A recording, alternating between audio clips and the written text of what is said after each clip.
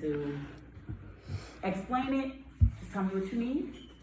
That way I can communicate, make sure I get back to you, because my email's overflowing, and I know I've got emails from different people, but I can't, at this point where I'm at, get to everybody, get caught up through everything. So bring it back to the top, but just send me if there's something, quick email. This is what's going on. If you need to meet with me, let me know. And then we'll go from there. If you do want to talk to me, I'm still available for like one-on-one, face-to-face. I got to meet with, I think, pretty much my schedule was packed by the last week when I did the session. So I got to touch base with just about everybody. I'm still going through. I finally, Jaden put together a file that has everybody's like updated hours and all their stuff. So I finally have everything all together that I can look through. So I'm gonna look through that this week while I'm headed to this other conference, and we'll come back and see if there's anything anyone needs to do. But based on everyone I touched base with, everybody was either on track or had a plan to be on track. So everything should be good. This is officially our last presentation week, right, for the class in terms of having presenters come in. The final 2 weeks are slated for project presentations. Now, what I will do, because we have people at different stages. There's some people who are like pretty much done. They're like, I'm almost done, I know what I'm doing, I'm finished. And because of the timing of the internship, some people are still fairly early in their projects, or like in the middle of it rather than finished.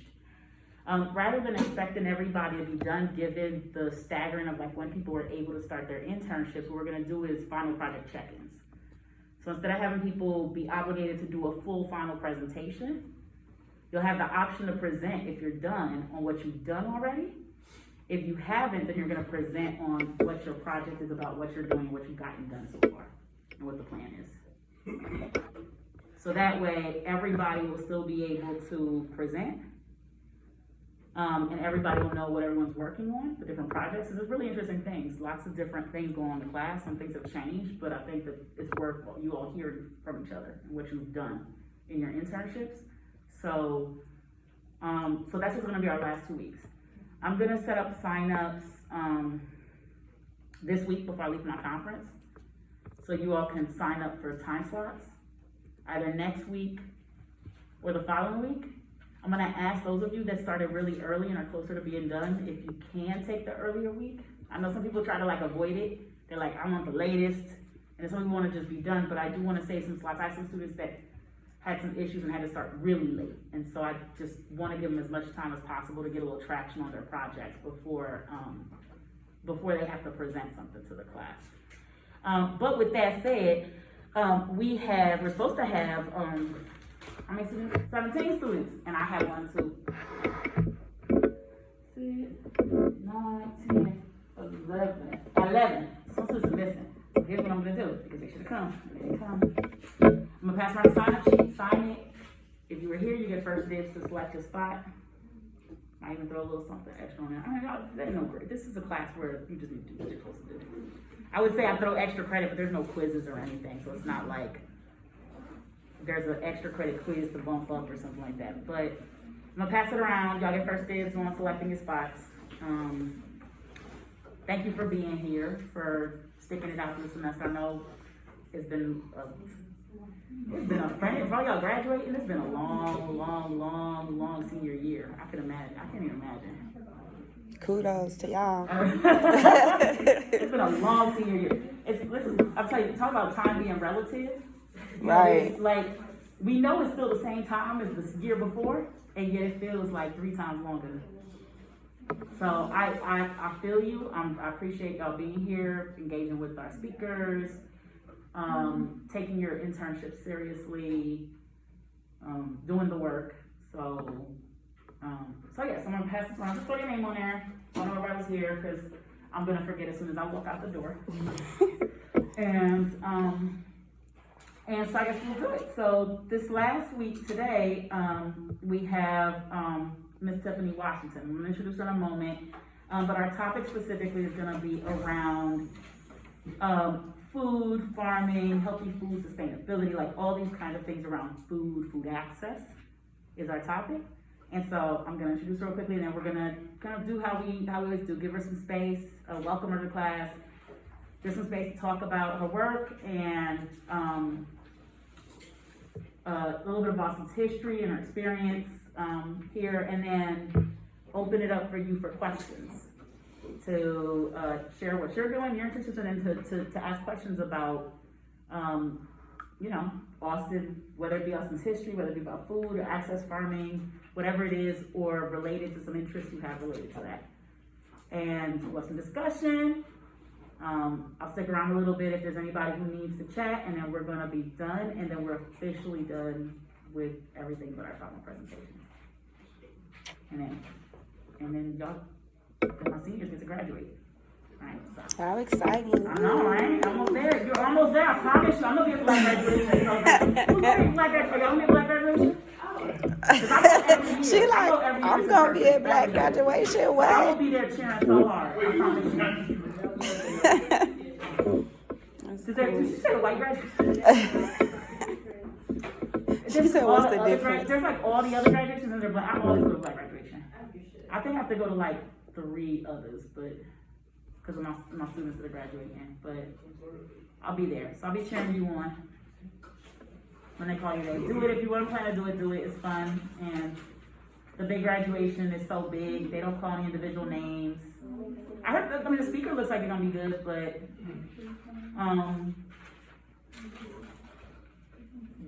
overall, I think that it's a really great space. Most of the black faculty make it out, and we really there to celebrate y'all and your success, especially given the past couple of years and the work you've had to do and the conditions you have to do it under. So we want to celebrate you. So do it. And I think afterwards, As is gonna be throwing a party or something like that. There's gonna be some kind of like they're planning it right now, some kind of block party or something that's gonna happen after black graduation. Don't say I said anything, so I don't know if it hasn't been finalized, but so if you have family coming in for it, you can bring them and come out to the department afterwards. And it's what? It's May 19th. I believe so. It's like a Thursday. Yeah, it's May 19th. I think it's in school. Yeah.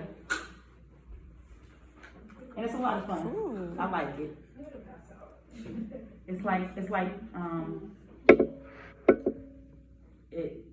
It's a good space. I did black graduation when I graduated, and I thought y'all do it too. It's a good space. So okay, all right. So we'll do introductions. Let's get to our topic for today. So today I wanted to introduce to you Ms. Tiffany Washington, a community-centered agriculturalist, strong-minded and outspoken leader, but most importantly, a motivated learner. Ms. Washington is passionate about her family agriculture and community farming that benefits the health and nutritional wellness of her neighbors. After experiencing the oppression of today's policies and laws that have eliminated Black access to healthy foods, Ms. Washington has spearheaded the fight to see direct funding for Black farmers in Austin, Texas. She believes that local governments have the funding to pay Black farmers to rebuild communities that have been left behind by liberal agendas. So, I don't know who wrote it. So without further ado, please welcome Ms. Tiffany Washington. Hey y'all. Thanks for having me. I'm excited to be here. I'm excited that y'all about to graduate, college. That's a good thing, right? Man, I missed that part. I went to the Navy straight out of high school. I'm born and raised Austinite. I've been living in Austin, over 30 years. So when I graduated high school, I left and I went straight to the United States Navy. And I was deployed during the Iraqi war. So I was participant in OIF, Operation Iraqi Freedom, and OEF, Operation Enduring Freedom. And that was in 2004. Yeah, I deployed in 2004 for 7 months on board the USS George Washington. And then after that, I came home. When I came home, I moved to Dallas. And I just didn't want to come home. You know how when you graduate or, you graduate college, you want to leave, go explore somewhere, do something. And that was kind of what it was for me when I left the Navy. I was like, I don't want to go back home. I want to just go straight back home. So I lived in Dallas for about a year. and explored that. But I had a son, so I needed help with my son. So we ended up moving back here to Austin. And while I was here in Austin, I was just trying to figure it out. I was only 23, 24 years old, trying to figure out what I really wanted to do after the military. And I kind of was dealing with PTSD from being deployed and being in war. And then I also faced some military sexual trauma, which is just sexual harassment and just like really abuse of authority by leadership. And so I wasn't dealing with it. And in Black communities, we don't always look at mental health and depression and stuff like that and talk about it or go to get help. And so once I started taking care of myself and going to get help and support, I kind of found gardening as a way to really work through that depression. And in doing so, everybody, my neighbors, my mom, everybody was like, we want more of your produce. And I started putting backyard gardens in my grandmother's yard, my mom's yard. And eventually I was just like, I need more space. I just need more space for this. I want to grow. But I had to envision what that meant and what that looked like. And in doing research, it was farming. And I hadn't, growing up in the Black community, you don't associate with farming, and you don't do that because of slavery. And there's just this thing and this trigger that pushes us away from agriculture and food production as Black people. And so once I kind of looked at it in a different way and thought to myself, where are the Black people growing food? I don't see any in my community. Even if you look at the local Austin community gardens, they're destitute. They're kind of just dry. There's never anyone out there. And so I realized that we didn't have access to real local foods as Black people in the Austin community. And I wanted to know why that was. And so being from here, I started retracing my history and my ancestry. And my family, I am a descendant of Austin, Texas slaves. And so my family was brought here like 200 years ago, and we were being held in Buda, which is southeast Travis County, and in Hayes County. And so once emancipation happened, my family actually started to migrate from Buda into the Austin area. My dad, my mom's father, they had money, they had money, they had land and stuff like that. They purchased homes and everything. And so that's kept me thinking, like, what happened to all this land that you guys had, or what happened to the spaces that you were growing in? Because once they came off the plantation, they all became farmers. And so here in Austin, Texas, we had what was known as freedmen colonies, which were 17 communities, which were basically small towns that Blacks lived in and communed together. They grew food, they had grocery stores, they had fish markets, and they had all these things, right? But when you look around here in Austin today, you wonder, where are the Black people? So in the work that I've been doing, that's been my biggest issue, is why are there no Black food producers anymore in our communities? And so being the only one, I stand firm on being a farmer. And I tell people all the time that I will refuse to let anyone take that away from me, right? Because there's 3.4 million farmers in America, but there are only 45,000 Black farmers. That's crazy. That means we're less than 5% of the farmers in America are Black. So I made sure I was on the census. I was like, I gotta be put on the census so that people know, that there was one more Black farmer in the community. And that's just how things have kind of gone for me. It's been really hard when I try to navigate food spaces and like food policy and getting involved with city council, because they don't have a dedicated food plan.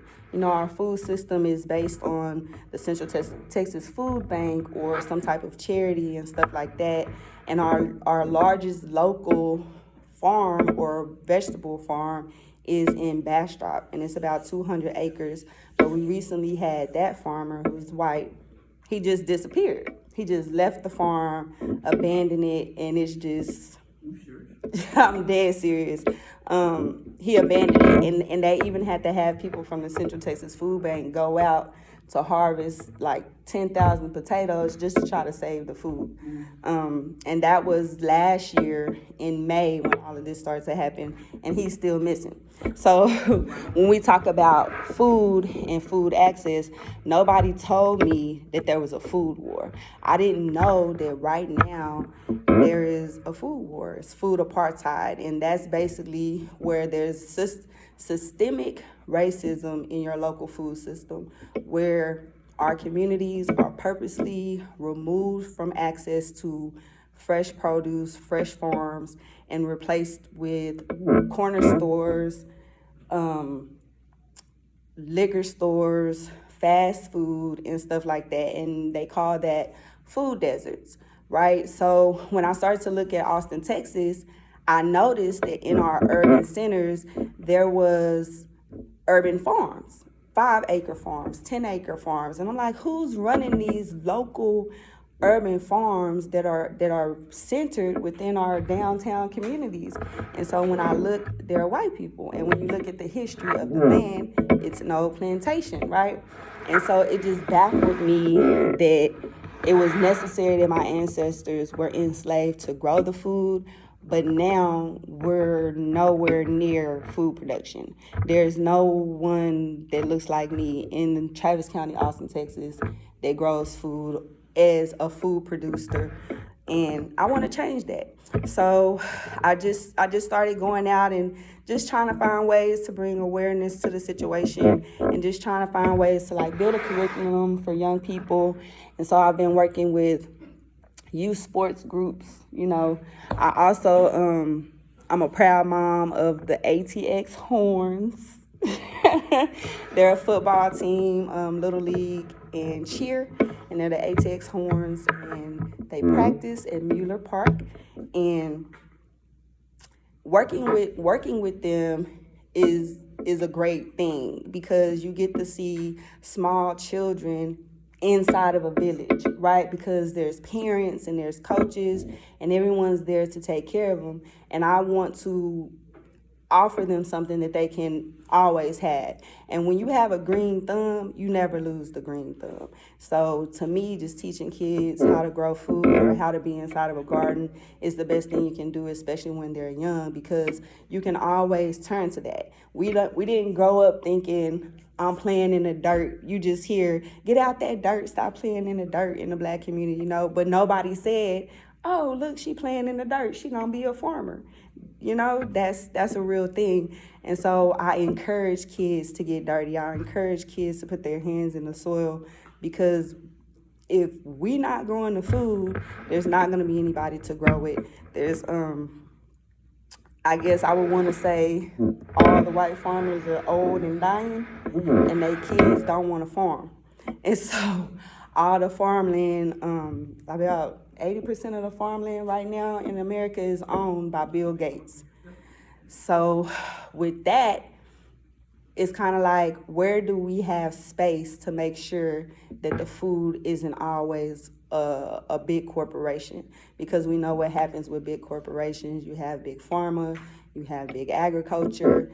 It's never for the people. So I want local agriculture to be for the people.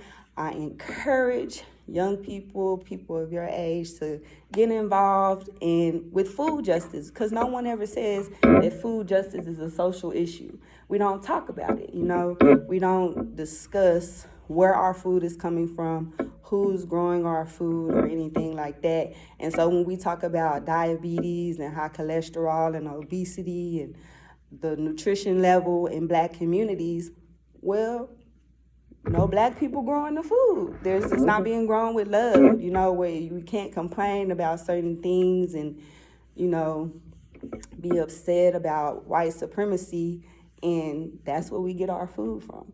It's such a deep thing, and it's so many different levels.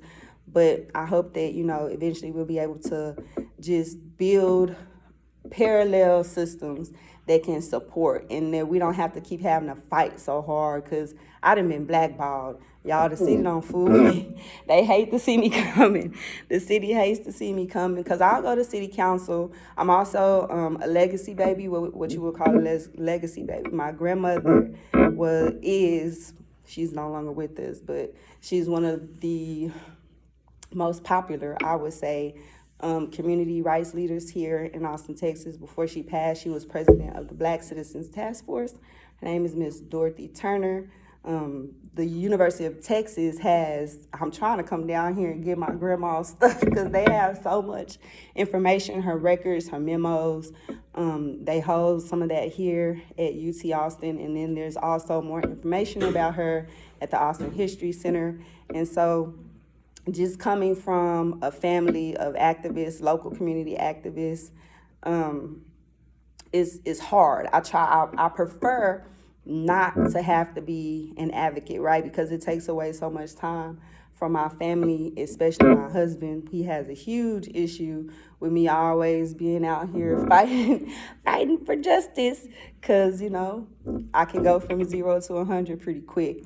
And so it's a thing when we become involved in activism and social justice work, because it can take a lot out of you. And I think that for me, I watched my grandma give her life to the city of Austin, and only for a lot of her legacy to be kind of hidden and written off. They'll throw her face up on a mural real quick. We never know. They never notify the family, hey, we're putting Miss Dorothy Turner on a mural. So we don't get the pleasure of being able to see it happen. It just appears, or somebody will text me and be like, hey, Tiff, did you see your grandma on the mural on South Congress? I think we should pull it up. There's a mural on South Congress with my grandmother and Angela Davis on it. And so, yeah, I think that it's an interesting thing that I found myself in food, because when my grandmother first started, that's what she did. She used to work for the Historic Victory Grill, which her mother, Big Mama, used to run and operate for Mr. Robert, who was the original owner. When he would leave and go to find talent to bring on the chitlin circuit. Yes, your potential is limitless. Y'all about to graduate. Y'all's potential is limitless. Y'all out here in these streets. So he used to go out and find people to come back to the chitlin circuit. So my great-grandmother would cook for the Victory Grill, and then my grandmother, Miss Dorothy Turner, she would be security. Like, she would put out the drunk soldiers. She would be cleaning the floors and everything. And so she was around food. She worked at the Brackenridge Hospital in food and nutrition. And so me finding myself working in food, I think it continues to fulfill her legacy. I'm able to continue her work. A lot of her work was around police brutality, and just social justice. Like, we used to get death threats at my grandmother's house because she would like go head to head with the KKK and stuff like that. And so just finding myself in the mix is kind of like nostalgic a little bit, but at the same time, it could be overwhelming and exhausting. And I definitely would give y'all a tip if any of you guys are interested in going into advocacy or activism work. Always take time for yourself. Find the space to do self-care, because if you don't, man, it build up in you. My grandmother passed away from breast cancer, and so I feel like it made her sick. I feel like the work that she did and how hard she went made her sick. People would call her house all day. We would have people over all the time. And so we never got to build just that personal relationship. It's like I had to lend my grandmother to the city of Austin so that she can help save the community. So for me to be here 30 years later and still be having to fight and do the same stuff, I get mad. I get real, real angry.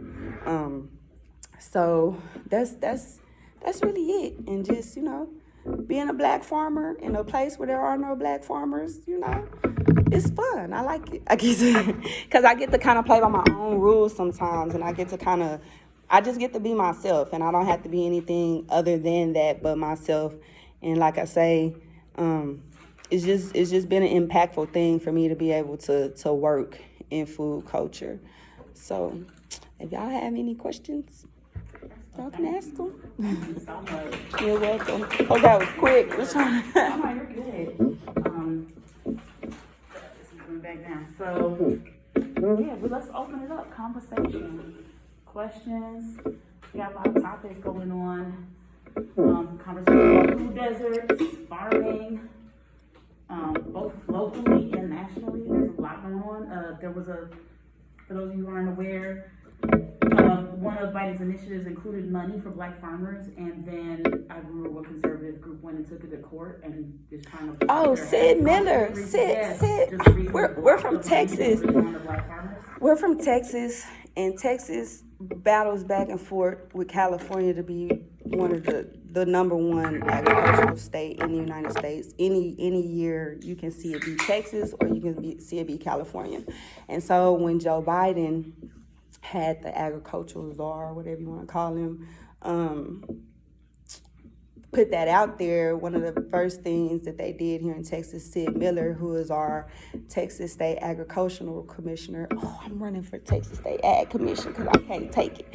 But Sid Miller, he said that it was racist. It was racist to put out $5 billion specifically to black farmers because it disenfranchised the white farmers. So that was real crazy. And so right now it's being held up in federal court while they fight it. So they're still dealing with that. So that's why I say on a local level, our cities have the funding to pay black farmers to build the communities. In March of 2021, the city of Austin put out a resolution, and I encourage y'all, go to the city of Austin website or wherever y'all go, y'all decide to settle and make it your home. I'm a lurker, so I like to lurk web pages. And when I was in the Navy, I was an intelligence specialist, so I do a lot of research, and I call myself like a Snoopy Team sneak searcher. So I just kind of crawl the Austin.gov website, and I go to their agendas, the city council meetings, and if you read the city council's agenda, it has every agenda item that they're going to be discussing during that session. Right? So just so happened during my sneak search one time, I came to agenda item 67, which was last year in March. And that agenda item was the city of Austin apologizing for slavery. And they said that the city was built on the backs of freed slaves and black agriculture.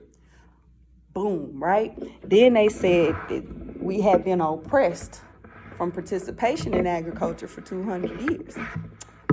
Well, I was like, y'all gonna pay me to come back and farm, because they said they wanted to do some type of reimbursement. So this was just the city of Austin beta testing reparations. There's 11 cities in the United States right now whose mayors are testing reparations plans and ideas, and Mayor Steve Adler just happens to be one. So he ran this agenda or this resolution through the city, and it passed. I called the city of Austin during the time, and I was against the item. I was against it because it did not have a budget attached to it. It didn't have any financial value. It didn't have anything where it said it was going to change the laws or the policies. It was just like a blanket fluff apology, and that's how they get you. But all of our black leadership supported it, and a year later we don't have anything to show for it. We still don't have the study that they were supposed to do on racism. That's because they spent $1 million in 2017 to make a study, so we already have a study. And so it was just more fluff to get more funding for programs that don't have any results in our cities. And that'll bring me back to like the community gardens. If you go around the community and you look into our local community gardens and stuff, you won't see anybody there. One of the problems is in the Black community, we work. We have kids, single families, and stuff like that. So there's nobody in our communities volunteering at community gardens. Not only just that, Black people just have a stigma. It's just something about the act or the thought of farming and being out in the heat in a field that just triggers us. And I have people all the time who ask me, "You don't feel like you a slave?" I'm like, "I'm growing food for my kids." How does that, like, what do you mean? How does that equate? So it's just breaking down those barriers and having a conversation, I think is what really helps. So, yep. Y'all have any questions? Any statements? I'm Sochi. I was wondering, you said, so they made this like apology. Oh, and I think it's kind of funny because the apology kind of sounds like it's something in the past, even though there's slave labor happening in Texas. Right. There's prison labor there, but brown and Black people farming. In agriculture, right. And so it sounds kind of funny for them to like try to not only put no money behind it, but also like pretend it's not happening within our own border. Like we are the number one state that uses like prison labor. Yeah. Um, Yeah, when you look at agriculture and the Texas prison system, there's a big correlation because there's billions of dollars there's like $300 billion worth of food production that comes out of Texas, and the cost to operate correctional facilities was like 249 billion. So it's like, you know, are y'all keeping people so you can have free agricultural labor? And then on top of that, you also have immigrant labor. And that's a big deal. And that was one of the problems we had with the farm here in Bastrop, is that all of their employees were Mexican immigrants. And so he just abandoned them after just using their labor. So it's a big thing. So to combat that, I do believe in cooperative agriculture, community supported agriculture, where you get your neighbors involved and your neighbors can support. Like for me, my neighbors support me. I've crowdfunded my farm. I didn't go for a bunch of grants and loans and stuff. I just door knocked and, just told people what it was that I was wanting to do. If they wanted to support me, and they just been supporting me. It's just, I bootstrap it, pay out of pocket, being a veteran. I use my own VA and stuff like that. My farm is scaled up. It's gotten a bit bigger. So so my farm is off of Manor Road and Rocky Lane, which is in the University Hills area by Springdale Shopping Center. And so it's a 1/4 acre. It's a 2-acre property. On the back 1/4 acre is where we originally started, and we put in like 20 50-foot beds. We have 8 raised beds, and then the back half of my farm is a walking food forest and native pollinator habitat. And so if y'all want to come out and volunteer, I have on Fridays from 9 to 2, I have volunteer days. I just kind of hang out and just, hang out in the farm and just do whatever. But yeah, it's a nice thing to be able, like I say, have a local farm like that. Yeah, so we moved onto the property, so now we're living there, and so we have access to the whole 2 acres instead of the back 1/4 acre. So we bought an orchard. We bought orchard-ready trees. We have pears, apples, plums, peaches, blackberries, and strawberries and stuff. I was also gonna ask, a lot of like incarcerated people have a lot of like a really hard time finding jobs. There's like not a lot of reentry programs, and there's like very few things that they're like trained to do. And do you think like farming is something that could actually get incarcerated people jobs and be like something meaningful? for them? Yes, so I look at, that's one of my mottos, like, why do I farm, right? As a veteran, I wanted to continue in meaningful and purposeful work, right?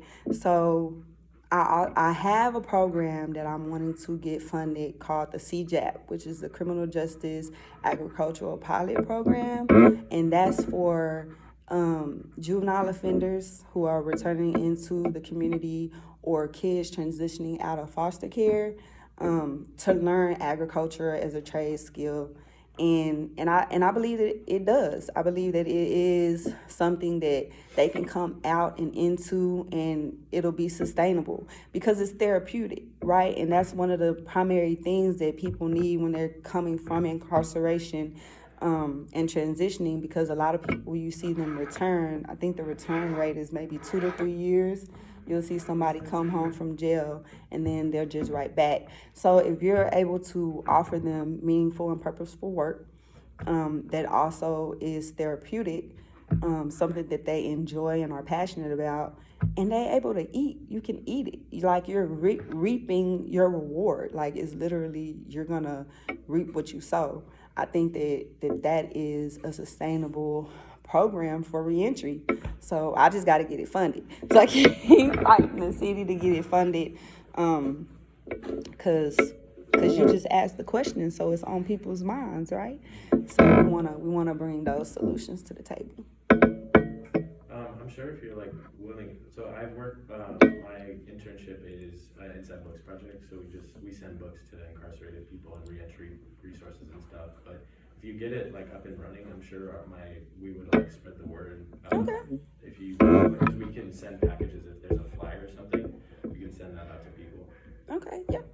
Yeah, we're looking for people. I have some people. I do like day labor sometimes. You know how the people be out there waiting on a little day labor job. They just pull up in a truck, pick them up, and they come and work for the day.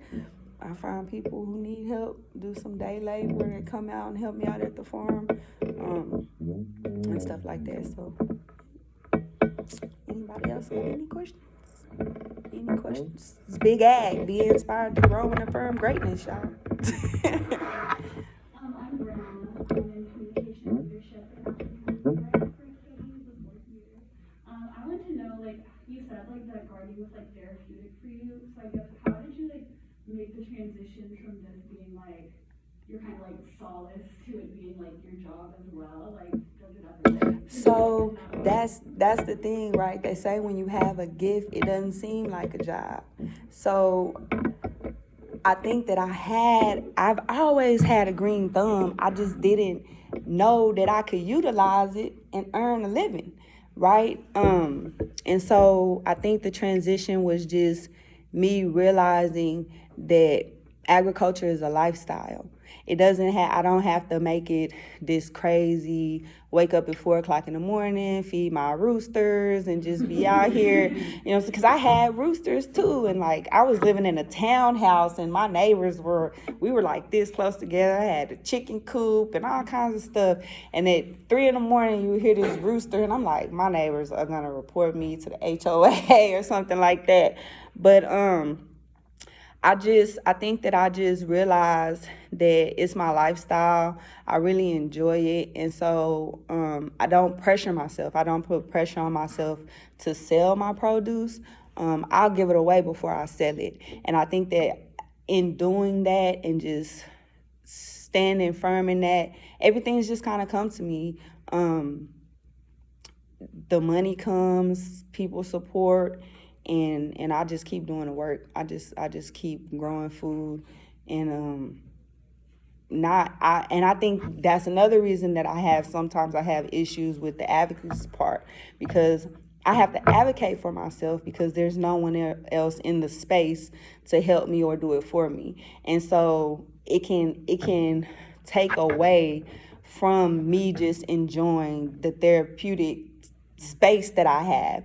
And so I have to push back sometimes at people and be like, you know, this is my safe space. You know, this is the space where I'm safest at. And I try not to allow people to overwhelm the space. And so that's kind of what's made it work for me. Anybody else?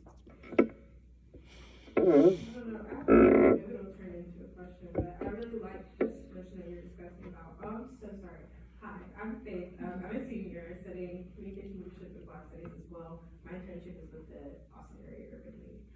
So yes, I like this discussion of just your experience of farming as a restorative kind of practice, and also something that is, practical and actually contributing to things in our community. I noticed you mentioned earlier just about how in the Black community we have there's a stigma about farming and we don't want to do it because it feels like it's an association with slave labor, which I definitely feel like is maybe why our generation is a little problematic, because I know me, I'm not about to be on anything. It's like, I ain't about to be I'm not the one about, just the way that my grandparents grew up. My granddad was a sharecropper. My grandmother often talks about, how she farmed, and my mother kind of grew up in that, home gardening experience. I think it's just really interesting seeing kind of the generational shift and the attitudes about farming and just being able to grow and garden our own resources and our own food for, our families. And I feel like, as a Black community, we are very communal in our practices. So we for our families, but also for our neighbors, and being able to feed others. So I think it's just interesting kind of seeing the mindset shift. I guess that my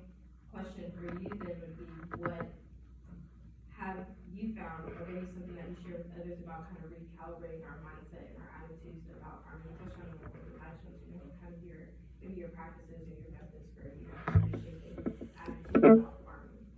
I take it back to what you said about tradition. Like you say, your grandfather and your grandmother and stuff. And it's like, take it back there. Yeah, it's hot. It be hot in Texas. It be hot. I'll be out there with my hat on, sweating. I'm like, woo. So I only do what I can do. But I always look at the tradition of it. And I think that that's a big solution for a lot of our problems in the Black community, is just going back to that family food at the table dynamic. Those regular traditions that we saw, being in a garden, sitting at your grandmother's feet, listening to stories and stuff like that. Like, who's going to tell my kids stories, when my grandmother is gone? She's in her early 80s, So having to build back those traditions, I think, is something that I always tell people about, because it's an erasure, right? It's being sanitized, as you said, it's being just removed. And so if we want a place in food, or if we want to be healthy, we don't want to have those labels of being an unhealthy community, the diabetes, all of that stuff. Because, anytime you look up information about Black health, you see all of these problems. Well, it's because we're not feeding ourselves, right? We're feeding ourselves, but we're not feeding each other. So, like you say, just kind of going back to the just basic traditions and the stigmas. And then I just tell people, man, just come outside. Y'all can go outside. We can go outside. Yeah, we can go outside for other stuff and get cute. What Mo3 say? They scared to come outside. Yeah, y'all scared to come outside. That's the first time I got a laugh out of him right here. Don't be scared to come outside. So, yeah, and I show people, like when I walk people around my farm, I'll pick the sage, I'll pick the lemon balm. I'll be like, smell this. I'll be like, eat this. They be like, what's that? Can I eat it? Yeah, you can eat everything out here. And I'll be like, don't eat those berries over there, because I don't know, them native. I don't know what that tastes like. But yeah, that's it. And then I tell people, like, my name is Farmer Nancy. Everybody calls me Farmer Nancy, not by my government name. And I tell them that because I consider myself to be a superhero, because I grow food. And I'll be like, don't nobody call Batman Bruce. So they call me. So, but yeah. If I could add to that, I'm the second to just go outside. I think that part of the generational shift is dependency on technology and kind of a reliance on supply chain and other stuff. And so it actually feels good. Before I moved here, I actually had land. And I did all my own gardening. Oh my goodness, it feels so good to just be out there and gardening. And I grew up in Newark, New Jersey. Like, we didn't have no gardens. But my grandmother, my mother and my grandparents were born in Haiti. And my mother was born there, and they used to farm. My mother has stories. My grandmother grabbed a chicken by the neck and around all this stuff. Bringing it. And my mother has these stories, but I grew up in Newark, New Jersey, so I didn't grow up. There were no chickens. The only horses we saw police were riding. And so we never had like any kind of agriculture or land. And I never had land. I lived in condos and apartments all through grad school. And my first job, we bought a house and I had land, and we were against woods with deer like in the back. And one of the first things I did, deer don't eat and everything, but I started planting. So I started like planting and working outside, my legs. But it was just like, I'd come in, I'd be sweaty, and I was happy. Like I would just be so happy. And I think part of this just, you know, you imagine it's just gonna be like you out there singing, wade in the water, in the sun, all hot doing work. I be doing that. I be doing that too. Sometimes I be out there singing, wade in the water. I be having reenactments. but it's just so calming. And so you like get real centered and focused. And for me, it feels like I practice martial arts too, and it feels really similar to that. It's like a real good mindfulness kind of thing. So I think part of it is just go out. Like once people try it, I think people have a different attitude about working with the land, working with their hands. I see that same thing with like working with people's hands. Like I like to woodwork and I like to do my own house stuff and everything. And I like to work with my hands. I center, it takes time, I have to think about it, I'm working at it, but there's something about being outdoors. And when my husband get on my nerves, my kids, I got 4 kids. I got a 15-year-old. They get on my nerves. I like to go outside with my axe and chop wood. I didn't know, you know. I don't even have a fireplace, but I got a wood pile. I'm just saying. I do reenactments. I be wrapping my hair. Look, I be wrapping up my hair and I be putting on this dress and I go out there barefoot with my basket and I be waving at the neighbors when they drive by. I'll be like, you need to stop. Well, people be honking. This one lady's like, you are too much, but it's fun. I said I'm gonna do a full-on reenactment. I'm gonna get some friends and we're gonna have a potluck and we just gonna do that. But y'all can definitely follow me on social media. I'm on Instagram, Nancy Farm Fancy, because I'm scared of bugs, so I be farming fancy. When I see like garden snakes and mice and stuff, I'm done for the day. I'm good on that. I don't have no farm animals because they eat all the food. I had chickens. I want to get some goats and stuff. Goats eat everything though. I know. My husband told me I can't get no. He said I can't get no animals because he always end up taking care of them and not me. And he from New Orleans, and so he don't farm, and he'll let me know I'm not a farmer. I don't know who told you to participate in this activity. But follow me on Instagram. I'm on Twitter. I'm on YouTube. You can find me on YouTube, Farmer Nancy or Nancy Farm Fancy. I've been building up my YouTube channel and stuff, but a lot of information. So there have been like a lot of like historical like movements within agriculture, like farmer movements, and there are currently ones in like I believe like the Philippines and in India. And it's because it's like such something that has been like exploited for so long. Yeah. And so how do you like? Is there a place for organization when you own your labor? That's something that a lot of farmers don't like. No, there are people who just work and don't own anything and don't like are continually exploited day by day. So like how do you navigate like organizing other farmers who don't own their labor? You know what? I haven't really been in the space where I've met farmers in that type of situation, but I always encourage people to use shared earth. I think that's the biggest place to start, and that's what I did when I started, because like you said, I wanted to own my space. I didn't want anybody to necessarily be able to tell me what to do, how to do it, and when to do it. So I found like a neighbor, a landowner that's just wanted their space to be a farm and didn't want nothing to do with it and just wanted to offer up their shared earth. And so we were able to connect, and I was able to build in that space like that. I think just getting started in a small way until you're able to build up the financial stability to purchase your own plot of land, or, you know, have your own space is a good start. Oh man, I don't want nobody to think that I have a bad thing about community gardens. I just think they're not equitable. I can kind of almost say that community gardens are just a little bit racist, but and that's because we know ain't no black people have the time. We don't have the time to volunteer. A lot of us don't.